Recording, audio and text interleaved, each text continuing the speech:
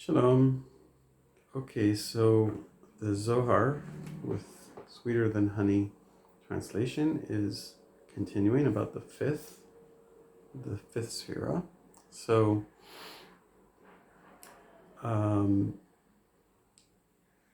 Creator spread out on the light and the radiance, this fine radiance of the Gvura, the strength, which is included in the Chesed, the loving kindness. So you see over here, this one is the Chesed, the loving kindness, and this over here, this is the Gvura, the strength. Right? So what we have is this is the Chesed here, and included in it is all of these sefirot. It's all included in the Chesed. Actually, each one of the sefirot has all of the rest included in it, right?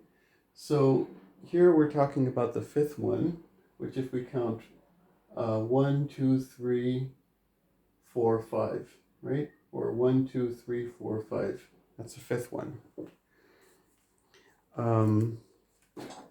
So what we see is that the Gvura, the strength, is included inside of the loving kindness, and then it spreads out.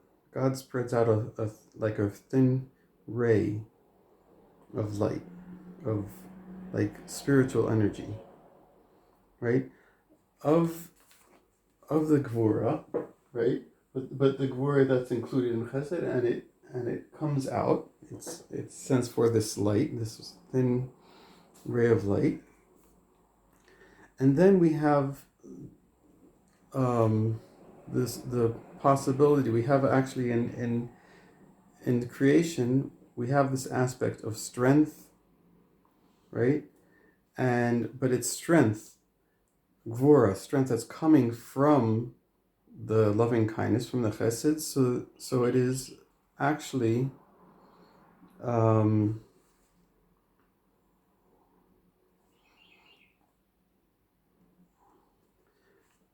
it's actually not just strength on its own. Obviously, you can't have strength on its own. It has to be with compassion, with loving kindness. But what we see now that the light comes out, and it leaves the being inside of the Chesed, and it becomes revealed into downwards towards the lower worlds, towards all the sefirot below it, and eventually to come to this physical world and become actually part of the creation, right? And becomes revealed. What is this Gvura? What is this strength? So it's actually like a separation. It's like almost like a curtain or a screen that's separating, right? Or separating or filtering, but it's like stopping, making a separation. That's the whole aspect of Gvura, of strength, of boundaries, right?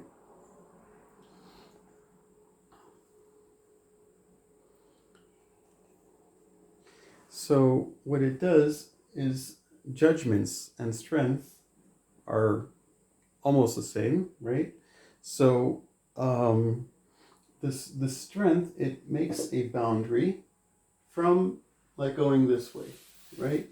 Going across. It separates the upper sefirot from the lower sefirot, and that's the Gvura. And down below, all of these sefirot are an aspect of judgment. And the upper ones, all these upper ones, they're an aspect of compassion, right?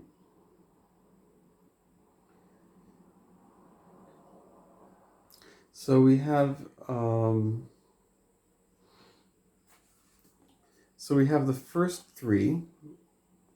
The first three are Chachma, Bina, and Dat, wisdom, understanding, and knowing. Or you can count it. The count instead of the Dat. It's interchangeable with the Keter. You have the Keter, and then Chachma and Bina. But in any case, it's always those three, right? And then you also have the Chesed, right? So those are considered the upper ones above Gevura, above this sefira of strength, and they're all of these upper ones. They're the aspect of rachamim, which is compassion, because when the gvura, the strength, was created, so then the judgment came out to be in the open. And from there and below it, all of the sefirot, they're the aspect of judgment. Because up until the gvura, until the sphere of the strength, everything is like an aspect of straight light, and straight light coming down from above, coming down to below, and it's compassion. But when the gvura came along, the strength, there was given permission to be written down, measured. That means there's a line of measurement that's written, and it's measuring all the different aspects and the sefirot, and you can put it into measurements. And then what it does is it returns the light to its source from below to above in the secret of Or Choser, the returning light. So we have light that's coming down. Right? It's coming down from the heavenly upper levels, going down, shining down below. But then what happens with the Gevura is it starts putting it into measurements. Each sefira is like more quantifiable, more measured, and more has its own. Once makes it have its own light. It takes the light from above. It starts to bring it into itself as an entity that could be measured, like has its own like color, let's say like a color, right? And then it shines this light back up, right? So it receives this great light coming down. It manages to put it more like when you have a measurement, it's like putting into a vessel, into a measurement, and it gets its own kind of a form, and then it shines it back up and it goes up. So we have light going back up, reflecting. Or Choser is reflected light. But when it's reflected, it's not just like a clear mirror that's just reflecting what it gets. It's reflecting it with its own, I guess you can call it a color, right? Just for like an example. But it has, what I mean by color, it's like if you have victory, right? So victory shines back with a light of victory, not just the light coming down in its pure form.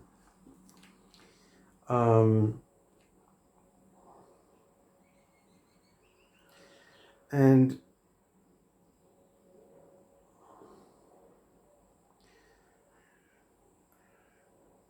so from it, it goes out and travels the strengths, and with it returns in order to be sweetened. So we have, you see, the judgments have to be sweetened, right? because the judgments aren't sweetened unless and only when they are in their source, in their root. Okay, like it says in the Eitz Chaim, in the book of the Tree of Life, and it explains it there that in judgments, right, there you have the Gvura, you have the light coming down, goes through the Gvura, it starts going into the lower sefirot with the judgments, with the strength and the judgments, and in these judgments, they are measured, and it's not just unlimited light, right? It's measured, and it's in this form that's it turns into be more I'd say personal for the sefirot. They have their own type of aspect, right? Their own color, their own and the problem is, judgments if they're too harsh, it's a problem. So they have to be sweetened, right? Now you can't have something without any gvura, without any strength or judgment, because then it's just it would be too much light coming down, and nothing below it would be able to handle it, right? It has to be filtered. It has to be give place for self-expression, right? Otherwise, you just see blazing white light. You have no real anything that you do in this world, no personality, no anything, right? So when it's filtered, right, and put into a smaller number, right, you can, and it's put down into the size that you can hold. So then you can feel a little bit too constrained, right? I want just everything to be light, right? I don't want all these boundaries and borders, and so it has to be sweetened. So you need both. You need the judgments, but they need to be sweetened, and they're only sweetened in the source, according to the Kabbalah. So that means it goes down. It can't be sweetened down here, right? It has to go back up to its root. And there, when you have this light bouncing back up, and the light has now been, let's say, a different color, into the color of this sphere, or this aspect, or whatever it is, it goes up, and then up above, it's able to be sweetened, and the judgments are sweetened, and things are then fixed. So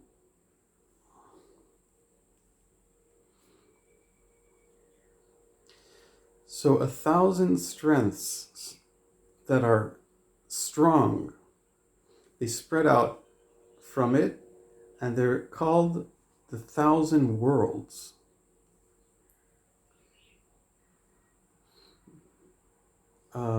These are the inherited, right? Inherited worlds. That means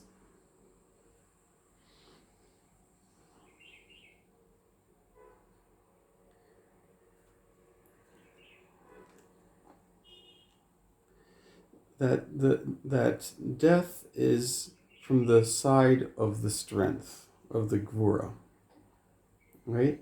And from that, the son inherits everything from the father. And the inheritance is relying on the strength. That means not that the whole idea and aspect of inheritance itself is in the Gvura, is in the strength, but there's only this thing that happens of inheritance because of the Gvura, because it's only the death that causes the inheritance. And in the Gvura, in the strength, it's written 5 letters with 2 aspects. And these are the 3 letters that are in Keter, which is crown, Chachma, which is wisdom, and Bina, which is understanding. On 2, which are in Chesed, which is loving kindness, and Gvura, which is strength. So this Gvura was fixed, was established by it 2 other aspects, which is written down in the secret of 5 inside of 5. That means that 5 sefirot, the 5 upper sefirot, which is Keter, Chachma, Bina, crown, wisdom, understanding, right? Chesed, Gvura, loving kindness, and strength. These are the top 5, right? So they're included in the 5 lower, right? The 5 lower sefirot, which is Tiferet, Netzach, Hod, Yisod, Malchut, which is beauty, victory, splendor, foundation, and kingdom. Okay? Now they're included. Those top 5 are included into the 5 lower ones. And this is the way they're included. The Keter is in Tiferet. Keter is then included in Tiferet. Crown is included in beauty and compassion. Okay? Chachma is in Netzach. Wisdom is included in victory. Okay? Bina, Behod, with understanding in splendor, included in splendor. Chesed, the Yisod, the loving kindness, is included in the foundation. Gvura b'malchut, strength, is included in kingdom. And the Gvura, the strength,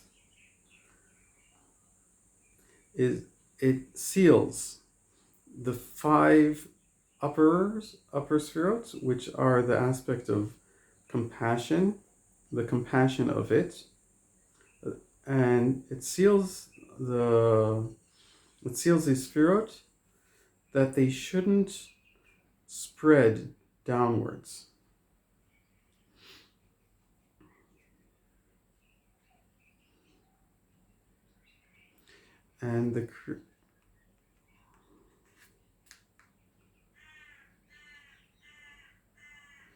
And then the Creator put on the strength, he put the letter Yud,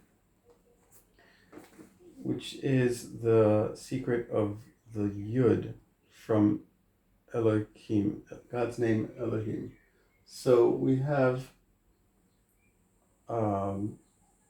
if we have the Yud, right?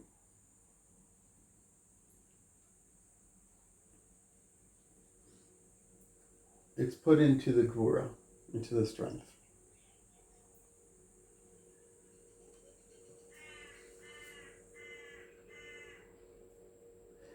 And the God's name, Aleph Lamed Hey Yud Mem, that's God's name. It opens up into a Hey. The Hey is a letter which is more open and spreading out. And it's opened in Bina. Here's Bina. This is very much the letter Hey. And then, which is understanding, Hey and understanding. And it returns and it's hidden into the Yud of the Gvura. So the Hey from Bina is hidden back inside of the Yud of Gvura. The Hey of understanding is hidden in the Yud, which is in the strength. And then it's not shining. The Hey from Bina is not shining like, it's not spreading and shining. So that's the talking about the entire aspect of Gvura. Gvura is strength. It's like a hand holding onto something or preventing, making a screen. It's a filter. It's measuring. It's taking this infinite bright light and not letting it shine so much down below. And so you can say it's pretty bad, we want all this light. On the other hand, if there wouldn't be the Gvura, we wouldn't have any world. It would just be this bright light, and there wouldn't be any place for any individuals to exist. Right? We wouldn't be able to take this light. It's too much. So the whole secret of Gvura is that it has to be there, but it has to be fixed, has to be sweetened. So first of all, it's coming from the chesed in the first place. It's coming from the loving kindness from inside there, right? So it's already sweetened, right? But then it goes down into the sefirot below, and then what happens is it's like you get this great light, you get a great inspiration, and it's filtered, so you can take it, and then you can actually do something with it. And then when you do something with it and create some new light, that shines up. So that would be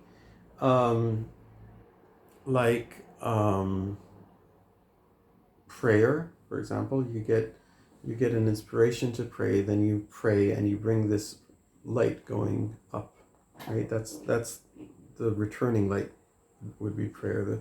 The feeling that you get inspired to pray is the light coming down, and then when you pray, you bring it into your own self, right?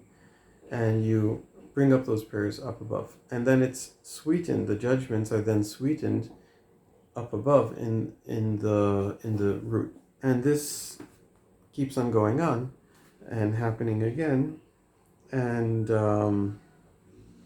that's how this world can exist, where on one hand you have the unlimited light, but then you're able to filter it down enough and bring it down to the world. So tomorrow we'll be continuing. That's Lacha.